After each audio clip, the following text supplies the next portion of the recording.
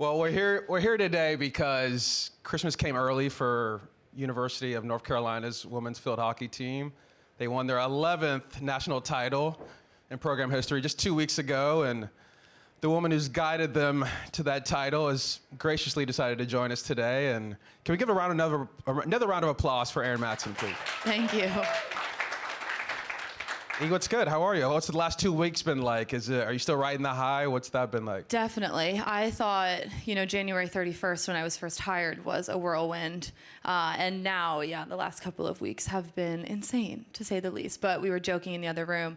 All of the busyness, ordering this and that and rings and spending money there and having individual player meetings and doing tons of interviews. It's a lot more fun when you're a national champion. So good problems to have for sure.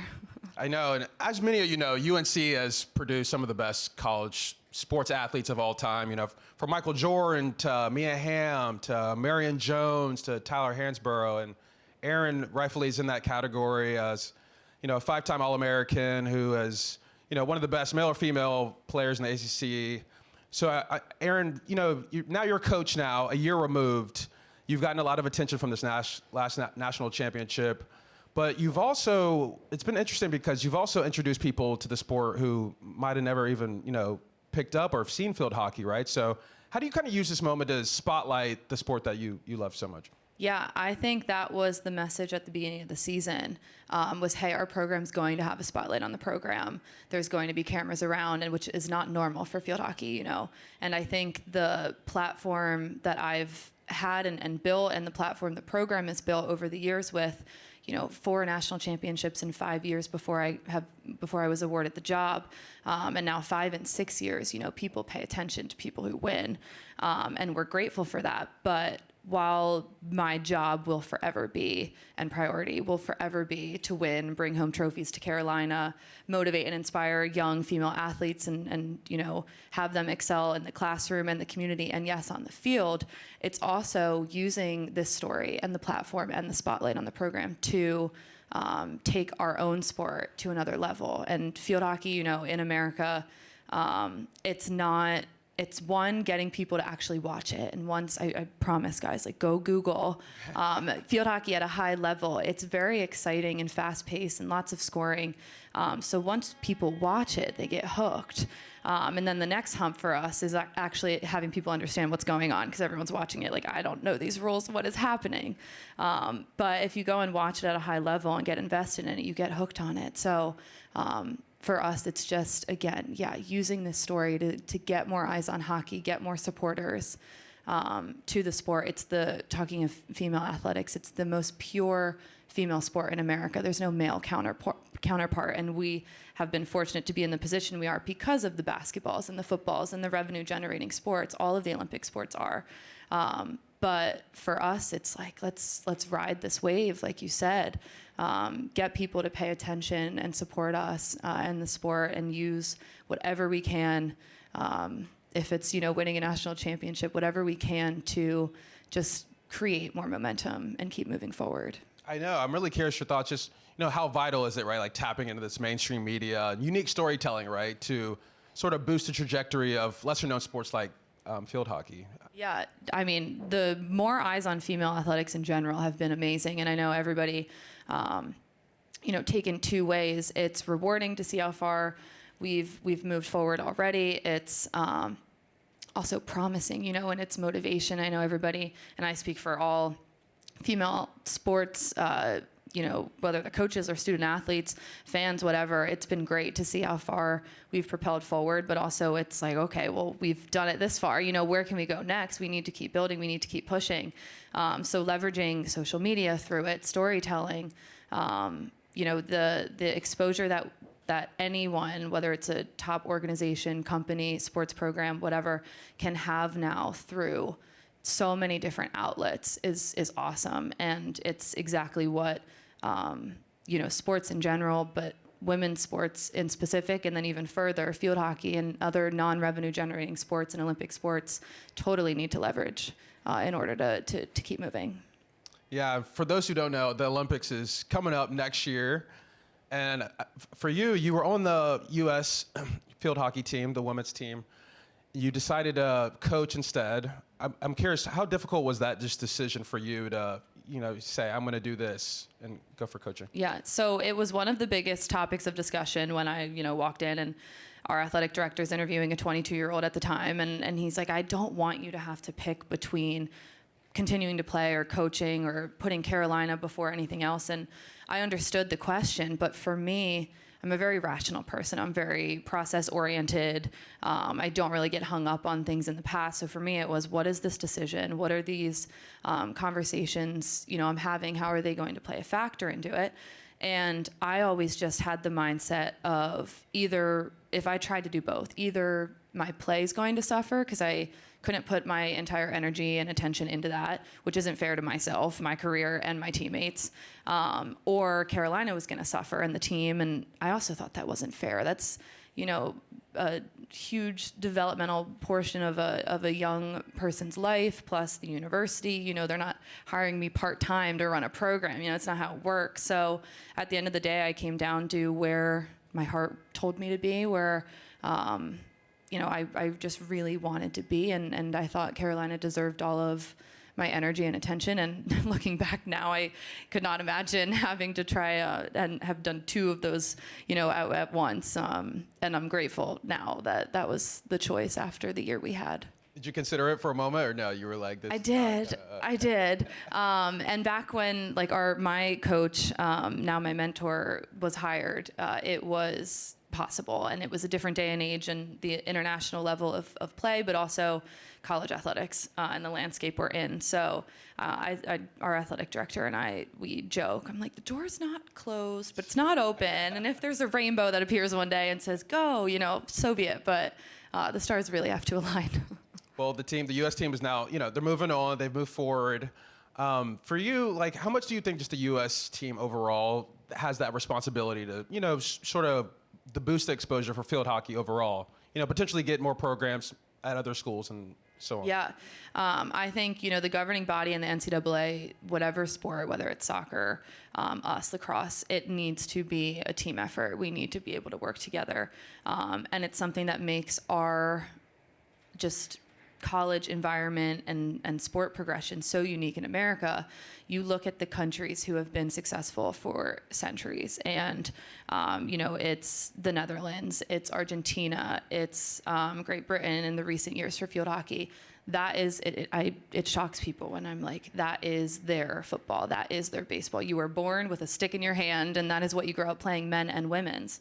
But here we have the college system, which we all love and adore, and it wouldn't be America without that, but it adds a little ripple into just the entire field hockey realm, with, basically October to November, or August to November being the college season and not being able to train, and then jumping right into January, the start of the international season, and it's just not ideal. So for years it's been, how do we work together? How do we overcome that?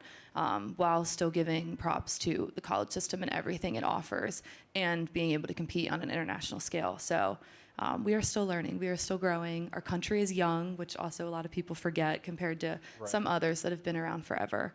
But we'll figure it out, I'm sure. And there's been progression, which is the most important thing. Definitely. And as you mentioned, you decided to stay full-time in Chapel Hill, focused. Obviously, it turned out well. You became the youngest head coach to win a national championship. What's that dynamic like of, coaching former teammates who are probably some you consider friends too, right? Oh, yeah. While also, getting them to buy in. It seems like a tightrope there. Sure. I would be lying if I said that was the first time I've heard that question. But no, I think, and that's the automatic, how could she ever coach her former roommates, her friends, her, the people she was doing things on a Saturday night with on the main strip down in Chapel Hill, I totally get it. I'm not going to ignore it, but I think I always just thought I'd spin it in a different way of, I know everything there is to know about these guys, and I have that connection with them on a deeper level than, every coach loves all of their players, but I was, again, best friends with them first. I was roommates with them first. I know exactly the kind of communication they needed when things weren't going well. I knew exactly how to get the most out of them. I did it on the field for 5 years next to them or in the living room with them, you know. So I knew a lot about them and already had that understanding of who they were, who they are as a person, what their family's like, what they value, you know. I also was in the locker room understanding what they were complaining about because I was in there last year, you know. So it was definitely a sense of, it helped in a way to already form that bond, and I'll carry that with me into, you know, my first recruiting classes and really taking the time to connect with my players with field hockey secondary at the start and making sure we can build that connection and relationship. And then you kind of hinted at it, but the transparency and just honesty this season is what made it possible. We came in my first meeting with them, and we carried it throughout the season of, I don't have all the answers. I'm new to this too. Like, this is new for you guys and it's unique, but we don't need to make it weird. We need to find out these new boundaries. We need to respect the ones we know that are already there. We need to over communicate. Female athletes in general, also, we like to understand the purpose behind things. It's not just go run this run test. It's like, okay, why am I doing this? This is why we're building. This is how we're progressing. Oh, I can totally buy into that. So finding that balance, but the transparency this season and their buy-in was the only way to make it possible. And, you know, when we didn't know something, or I was like, that's a great question, you know, I did what it took, and I always will, to figure out the right answer. I will ask the right questions to get there. So it was very much just a total team effort. And, you know, I could have shown up there on day one and been like, let's do it. And they would have been like, this is never going to work, you know, and it never would have. But they bought in, they were up for the challenge. And they really just took it day by day with a great attitude and wanting to do something special. No, that's great. I love that. And for you, Erin, you're like so great on social media, and you know, you're doing media appearances and these kind of things. Like, how do you sort of balance, right? You're growing your personal brand while also trying to cultivate this team first atmosphere. And I think that's the key to everything that's going on in college athletics right now, NIL particularly, like that individual platform building and selling yourself and creating your own brand, while also being aware of the locker room atmosphere, while also understanding that you're getting a college education and you're playing for an unbelievable university that anybody would dream of doing. So I think for me as a coach now, it's one, I went through it. I did the whole NIL thing. I did the whole let's build my brand, and let's, you know, I'm still doing it with anything I can do to help our program and the sport. But however I can, whatever questions I can help answer, or contacts I can make for people who have done it before, you know, I will. But that's, I think, where the sweet spot needs to be met right now is, yes, college athletes, go make money. Go, I knew, you know, as an Olympic sport, if you want to continue playing after college, you make next to nothing. So for us, it's huge to start saving, you know, for football, life-changing money, basketball, life-changing money, you know, but I don't think we can ever ignore the fact that it's team sports, the fact that you have a locker room of teammates and forever friends, and again, the fact that universities are providing these opportunities left and right that are life-changing and that shouldn't be taken for granted. So just reminding them in that, and then, you know, whatever we can do to it's not going anywhere. Right. So at this point, you know, whether people agree with it or not, just finding that best way to manage it all, which I think will take time. Right, no, definitely. And NIL, I feel like you were, you know, sort of an NIL baby in a sense, right? Because, you know, you had such a great career going, and then NIL passed. Now, what's it like being like just being at the forefront of NIL as a student athlete, and now as a coach, you're sort of on the other side of it now? Yeah, for me personally, it's a recruiting tool, because I'm the only, I don't know in general, but in field hockey, I'm the only coach who has lived through it as a player and now as a coach. So, you know, you can read the rules and you can say, oh, I've dealt with contracts in my life and this and that. And you can say you get it, but there's nothing like being in it, and the ever-changing piece of it, because it's like we were chatting before, it's changing every single day. So, you know, field hockey is on no scale to the basketballs, the footballs, the baseballs. But at the same time, you know, it's still present, and it's still an unknown market for companies. It's still a balance of time management and student athlete. You know, you need to get good grades. You need to set yourself up for, success for your life. But also, again, make some money and learn how to market yourself. Learn how to create a brand. The opportunities and experiences were always the first thing that I cared about. And again, it's because partially the nature of the sport, but if I could earn some money, great, that's a plus. But for me, it was the connections I made, the rooms I was put in, the fact that I was, getting knowledge on how to create an LLC and manage my money and this and that years earlier than, what student athletes would have done years ago. So for me, that's kind of my role with my players now is whatever help they need. I went through it. I did it in the field hockey landscape. I get it. Carolina creates an insane support system where, no matter what sport you're playing or what program you're in, there's someone to help. But also just let's not forget, again, about the relationships that are built, the connections that are made, the opportunities that are put in front of you from NIL. And then, of course, if you get a nice check, props to you. I know, and football and basketball obviously are in a different atmosphere, but also I feel like there's still a lot of growing opportunities for some of the lesser known sports like field hockey, and you managed to get some NIL deals during your time, and I think you're still with Longstreth, right, and TK. Yep. How do you grow those opportunities in your mind? I know you're focused a lot of the times on the field, right, but for some of your players and others in just women's sports overall, you think? Yeah, I mean, going back to it again, people pay attention to winners. So it starts, with practice, with making sure we're executing in the big moments and putting ourselves in the big moments and bringing home the trophies. But then, when that's said and done, and there becomes an offer, there becomes a partnership or something, I think one, staying true to values, understanding who you are as a person, what you care about. Are you in line with this company, this and that? Then looking at the opportunity in front of yourself. What am I, how am I helping this company that I'm partnering with? How are they helping me? It is a partnership for a reason, and then continuing to just get in front of people. And for our sport especially, conversations like these in places like this didn't happen for field hockey. So, continuing to grow and to have different conversations, continuing to support the sport, get more eyes on it, and just get people interested, whether it's in field hockey, whether it's in female athletics, whether it's in leadership and, student athlete development. There's so many different avenues, but taking it and broadening it rather than just the playing field, definitely.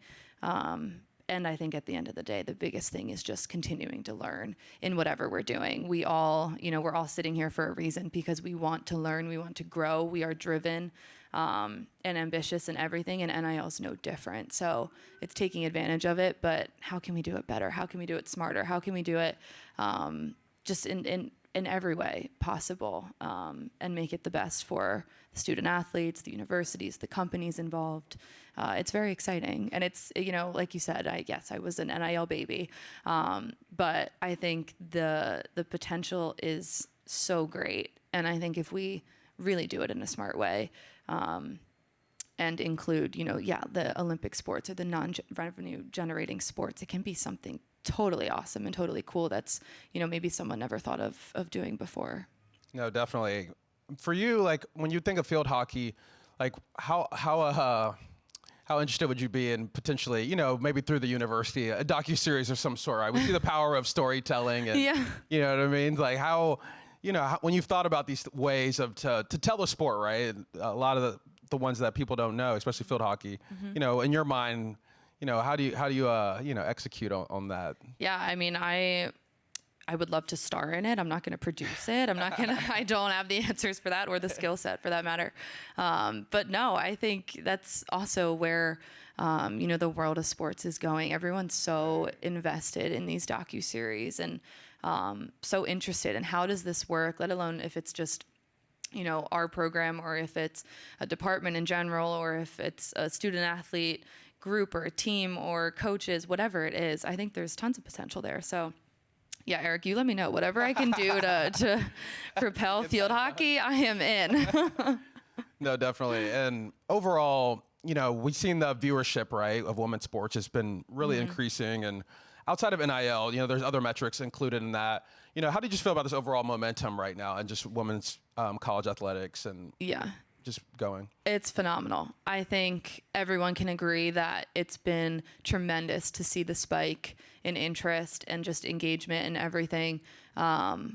I think you see big time athletes now, having an even greater platform than before. You see viewership, like you said, skyrocketing.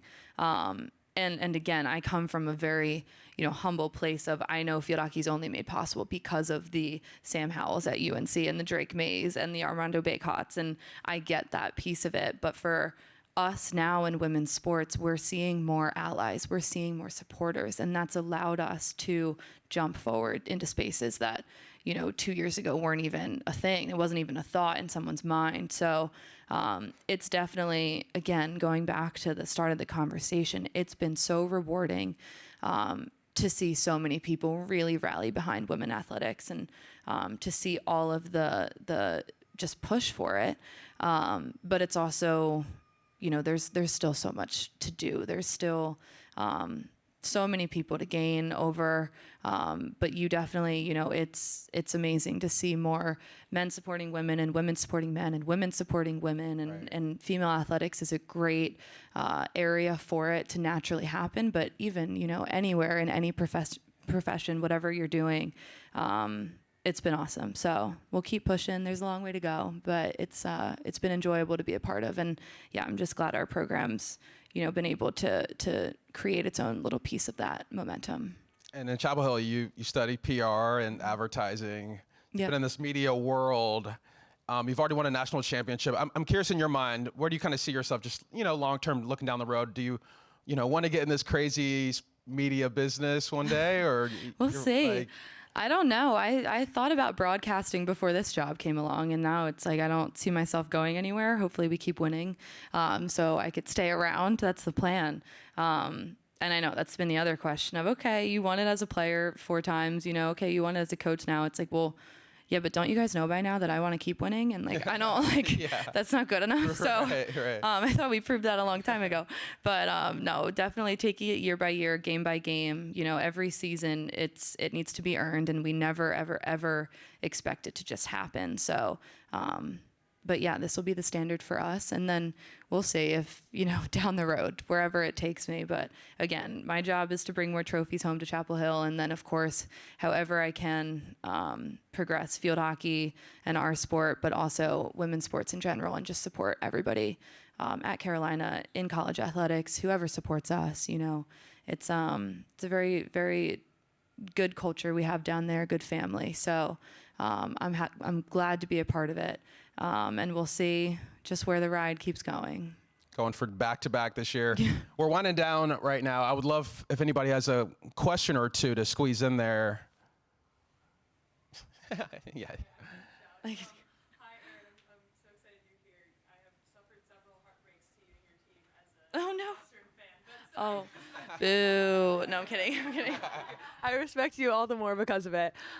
So just given the fact that field hockey and some of these other women's and Olympic sports, just college is the highest level, and how many eyeballs you have on you and your team and the sport right now, I'm curious what you'd like to see happen or like to help make happen for all the little girls who are growing up and playing the sport now, and what they might be able to achieve when they're your age. Great question. I think in general right now you see so much momentum behind professional leagues and everything. And again, that's something the States, we don't have for field hockey. It's either your Olympic dream, which is totally attainable. We have LA in 2028. If you want your daughter in the Olympics, get her into field hockey.